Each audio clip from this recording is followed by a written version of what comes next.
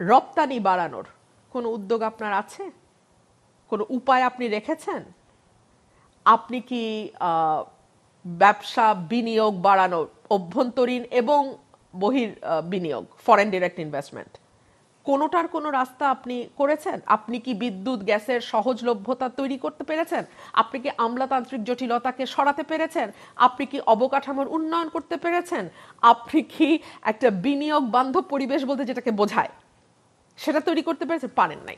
তাহলে বিনিয়োগটা আসবে কোথা থেকে? তাই না? আপনি কি ঋণের সহজ লভ্যতা করতে পেরেছেন? পারেন নাই। উল্টো এখন আমাদের ঋণ খেলাপির সংখ্যা গিয়ে দাঁড়িয়েছে 5.5 লক্ষ কোটি টাকার ওপরে। সো এইরকম একটা অবস্থায় আপনি এরকম একটা বাজেট ডিক্লেয়ার করছেন।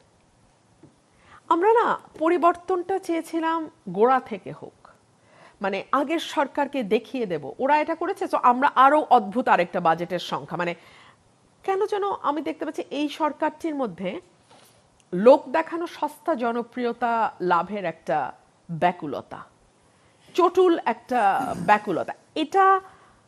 এটার নাম রাষ্ট্র মেরামত নয়, এটার নাম পরিবর্তন নয়।